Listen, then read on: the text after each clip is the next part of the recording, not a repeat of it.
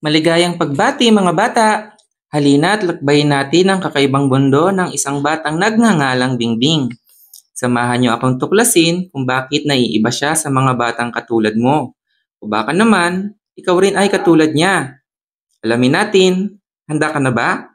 Ang kwentong ito ay pinamagatang Ang Mundong Tahimik ni Bingbing.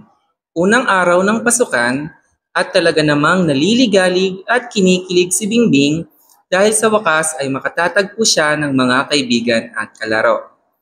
Maaga siyang bumangon at tulad ng kanyang kinagawian ay inayos at iniligpit niya ang kanyang higaan at saka siya ay lumuhod sa tabi ng kanyang katre, ipinatong ang mga siko sa kutsyon, pinagdikit ang mga palad at sinambit sa kanyang isipan ang mga salitang, O Diyos ko, maraming salamat po sa panibagong araw na ito. sabay pasok naman ng kanyang ina na si Aling Binggay sa kwarto at bumati ng Magandang umaga, anak kong Bingbing. na may mga ngiti sa labi, nagniningningang mga mata at may kasama pang paggalaw ng mga braso at kamay na tila ba ay pasayaw pa. Halina tayo mag-umagahan. Dagdag pa niya. Sinalubong ni Bingbing ang kanyang ina at niyapos ito ng mahigpit na mahigpit. Tinitigan niya ang kanyang ina ng mga ilang segundo at napaisip na, Ang swerte ko naman, Nay, dahil ikaw ang naging aking ina. O bakit, Bingbing? Ba't naman ganyan ka na lamang makatingin sa akin? tanong ni Aling Binggay. Iniling-iling na lamang ni Bingbing ang kanyang ulo at napangiti. Agad naman ngang inisikaso ni Bingbing ang kanyang sarili. Kumain, niligo, nagbihis at inihanda na ang kanyang gamit na dadalhin sa paaralan. Kinakabahan ako, Nay, pero nasasabik ako sa unang araw ng pasok. Tuwang-tuwa na sabi ni Bingbing. Pag-usayan mo, anak. Tara na at ihahatid na kita sa iyong paaralan. Sagot naman ni Aling Binggay. Wow! Ang laki ng paaralan! Ang daming mga bata! Manghang-mangha na sabi ni Bingbing. Kamusta, bata? Masigla niyang bati sa isang estudyanteng nadaanan siya, ngunit hindi man lang siya nito pinansin. Pwedeng makisabay sa'yo? Tanong niya sa isa pang estudyante na nadaanan din siya, ngunit ganun pa rin, hindi man lang siya nito napansin. Naglakad na lamang siya mag-isa patungo sa kanyang silid-aralan. Pinagmamasdan niya ang paligid. Napakadaming tao, nagbubukang bibig, nagbibiroan, naglalaro, nagkikwentuhan, nagsisiya. Halos lahat ay mayroong kaibigan at kalaro. Tila ba ay napakatahimik ng mundo ni Bingbing? Tila ba siya ay hindi nakikita ng mga tao? Tila ba ay may sarili siyang mundo at siya lamang ang tao rito, mag-isa? Pagdating ni Bingbing sa silid-aralan at habang nakatulala, may sinabi sa kanya ang kanyang guro ngunit hindi niya ito naintindihan dahil lumilipad ang isip niya. Sumagot na lamang siya ng, Magandang umaga din po. nang bigla namang nagtawanan ang buong klase. Ha? Ano nangyari? Bakit sila nagtatawanan? Ano bang masama sa sinabi ko? Sa isip ni Bingbing. Ang mga kaklase niya ay nakatingin sa kanya na para bang siya ay naiiba. Sinaway naman agad ng guro ang buong klase. Dahil doon, tumahimik na lamang siya hanggang sa oras ng uwian. Umuwi ng malungkot si Bingbing at napansin ito ng kanyang ina. Anong nangyari, anak? At tila ikaw ay malungkot. Madamdaming tanong ni Aling Binggay. Pinilit ng ngumiti ni Bingbing at sinabing, Wala ito, Nay. Ayos lang po ako. Okay naman ang unang araw ng pasok. ngunit batid ng kanyang ina ang lungkot ni Bingbing dahil hindi nito maitago ang bakas ng kalungkutan sa kanyang mukha. Positibong sinalubong ni Bingbing ang sumunod na araw. O Diyos, hiling ko lamang po ngayong araw ay magkaroon po ako ng kaibigan, kahit isa lamang. Panalangin niya. Nagtungo na nga si Bingbing sa paaralan ng maligaya at may ngiti sa mga labi. Hi! Bati niya sa mga nakakasalubong niya, ngunit tiningnan lamang siya ng mga iyon ng masama. Hello! Napasimangot naman ngayon ang napagsabihan niya. Kamusta? Inirapan lamang siya nito. Ayos lang yun. Ganon ata talaga kapag hindi pa masyado kakilala. Hindi ako susuko hanggang magkaroon ako ng kaibigan. Positibong sabi pa niya. Tila madaming nangyayari sa paligid ni Bingbing pero nananatili pa rin itong tahimik. Oras na ng kainan nang muling sinubukan ni Bingbing makapaghanap ng kaibigan sa loob ng kanilang silid-aralan. Kamusta mga kamag-aral? Tanong niya sa buong klase, ngunit walang pumansin sa kanya ni isa. Tila ba siya ay hindi nakikita? Napaupo na lamang siya sa isang sulok dahil nagsisimula na siyang panghinaan ng loob. Kumain ka na ba? Tanong ni Jessa.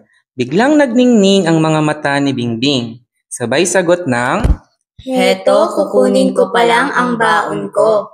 sagot naman ng isa pa nilang kaklase na si Joel.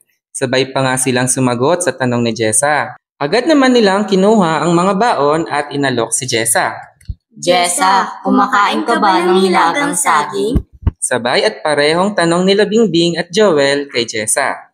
Di maitago ni Bingbing ang tuwa dahil sa wakas ay magkakaroon na siya ng mga kaibigan. Tinanggap naman agad ni Jessa ang nilagang saging at sinabing, Maraming salamat, Joel. ang alok lamang ni Joel ang tinanggap nito. Di maipinta ang mukha ni Bingbing habang nakikitang nagkakatuwaan sina Jessa at Joel. Habang siya ay hawak-hawak ang nilagang saging sa hangin at walang pumapansin. Akala ko ako ang kausap nila. Malungkot na sabi ni Bingbing. Labis ang kalungkutan na nadama niya. Akala niya ay pagkakataon na niya yon upang magkaroon ng kaibigan. Sa una pa lang ay hindi naman pala siya ang kausap ni na Jessa at Joel. Nagkataon lamang na sila ay magkakalapit ng pwesto. Nag-isip na nga ng iba pang paraan si Bingbing upang siya ay mapansin. Alam ko na. Mabilis na sabi niya. Sumigaw siya sa loob ng klase ng napakalakas. Hindi niyo ba ako nakikita? Hindi niyo ba ako napapansin? Walang pumansin sa kanya. Gusto ko lang naman makipagkaibigan. Pahikbing sigaw niya. Tumalon-talon na rin si Bingbing nang walang habas. Saka lamang ito napansin ng klase. Sakto namang pumasok ang kanilang guro at nakita si Bingbing sa kanyang pinaggagawa. Lalong lumala lamang ang sitwasyon. Bingbing, anong ginagawa mo? Itigil nyo na yan. Sinaway siya ng kanyang guro at pinaupo na silang lahat dahil tapos na ang oras ng kainan. Pag uwi ni Bingbing sa kanilang bahay, iniligpit na niya ang kanyang gamit at nagbihis. Isang oras na ang nakalipas, napaisip si Bingbing at nagmukmok sa kanyang kwarto nang inabutan siya ng kanyang ina. Bakit ayaw nila sa akin? Hindi ba ako karapat-dapat na maging kaibigan? Bakit hindi nila ako naiintindihan? Paiyak na kwento ni Bingbing sa kanyang ina. Anak, walang mali sa'yo. Yan ang pakakatandaan mo. Hindi ka man nila naiintindihan, wag na wag mong iisipin na hindi ka karapat-dapat na maging kaibigan. At hindi rin ibig sabihin na ayaw nila sa'yo. Bigyan mo lamang sila ng pagkakataon na makilala ka ng lubusan at matuto pa din ang iyong kagustuhan na magkaroon ng kaibigan at kalaro na makakaintindi sa'yo ng walang halong panghuhusga at tanggap ka ng buong buo kung sino ka man. Palambing na sagot ni Aling Binggay. Ano pong ibig niyong sabihin, Nay? Ako po ba'y kakaiba sa kanila? Hindi po ba ako'y normal? Pagtataka ni Bingbing. Narito si Ginang Reyes, kasunod mo lamang siya. Pagpasok mo sa kwarto ay siya namang dating ng iyong guro. Nag-usap na kami kanina. Halika rito anak, sa sala. Sumunod naman si Bingbing habang may pagtataka sa isipan. Nakaupo lamang si Bingbing sa silya habang pinagmamasdan sina Aling Binggay at Ginang Reyes. Hindi niya maintindihan ang nangyayari. Humubuka lamang ang kanilang mga bibig, ngunit sila ay nagkakaintindihan. Paano sila nag-uusap na bibig lamang ang gamit? Pagtataka ni Bingbing. Lumingon si Aling Binggay kay Bingbing at pinalapit ito. Nay, paano mo nauunawaan si Ginang Reyes? Anak, ang tawag doon ay pag-uusap. Ikaw anak ay espesyal. Espesyal ang ating paraan ng pag-uusap. Naunawaan na rin ngayon ni Ginang Reyes kung bakit ganun na lamang ang ikinikilos ni Bingbing nung araw na yon. Dahil ang paraan ng pag-uusap ng mag-ina ay pasenyas. Si Bingbing ay ipinanganak na bingi. Nang dahil doon ay hindi malinaw ang pagsasalita niya at madalas ay hindi siya naiintindihan ng mga kaklase at binabaliwala na lamang siya. Sa lahat ng panahong ito, ang tanging nagkakaunawaan ay sina Aling Binggay at Bingbing lamang. Sa tuwing sila'y nag-uusap, gamit nila ay pasenyas. Sa mga sandaling iyon, naunawaan na rin ni Bingbing ang kanyang kalagayan. Ang kanyang napagnilayan ay, Kaya pala napansin ko kapag kami ni nanay ang nag-uusap, gumagamit kami ng mga braso at mga kamay. Samantalang ay iba ay bibig lamang. Kaya pala hindi ako pinapansin ng aking mga kaklase. Kaya hindi nila ako naiintindihan dahil magkaiba ang paraan ng aming pag-uusap. Ang akala kong normal sa amin ni nanay ay normal din sa iba. Kaya pala ang akala ko, hindi ako nakikita ng mga kaklase ko.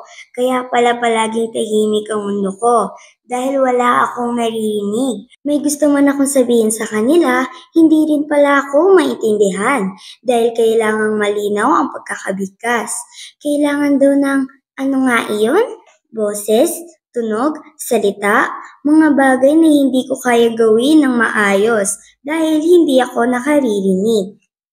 lahat ng mga saloobin ni Bingbing ay ipinilawanag ni Aling Bingay kay Ginang Reyes.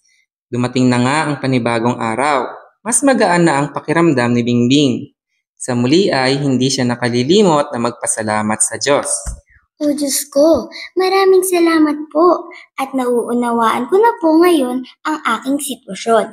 Mahirap, ngunit alam ko pong mayroon kang dahilan sa anuman ang aking kalagayan. Gayunpaman, lubos pa rin po akong nagpapasalamat dahil biniyayaan po ninyo ako ng napakabuting ina at maintindihing guro. Mas naliligalig, kinikilig at nasasabik ngayon si Bingbing sa pagpasok kaysa noong unang araw ng klase. Bumuungad sa kanya si Ginang Reyes at binati siya nito ng Magandang umaga, Bingbing! na may mga ngiti sa wikang Pasenyas. Parang lumabas naman ang puso ni Bingbing sa kanyang dibdib sa tuwa dahil sa oras na ito ay naunawaan na niya ang sinabi ng kanyang guro. Magandang umaga rin po, Ginang Reyes. Maligayang pasenyas na sagot naman ni Bingbing. Ipinaliwanag ni Ginang Reyes ang kalagayan ni Bingbing sa buong klase at tinuruan pa sila nito ng wikang pasenyas. Sa ngayon, si Bingbing ay tiyak nang mapapansin, makikita at mauunawaan ng mga kaklase niya. Unti-unti na rin nga siyang nagkakaroon ng mga kaibigan. Kumain ka na ba? Tanong ng pasenyas ni Jessa. Biglang nagningning ang mga mata ni Bingbing. Sabay sagot ng pasenyas na, Heto, kukunin ko pa lang ang baon ko. sagot naman ng isa pa nilang kaklase na si Joel. Sabay pa nga silang sumagot sa tanong ni Jessa. Agad naman na lang kinuha ang mga baon at inalok si Jessa sa wikang pasenyas. Jessa, gusto mo ba ng nilagang saging? Sabay at parehong tanong nila Bingbing at Joel. Tinanggap naman agad ni Jessa ang mga nilagang saging at sinabing, Maraming salamat, Joel at Bingbing. at doon na nagsimula ang mga maliligayang araw ng mundong tahimik ni Bingbing.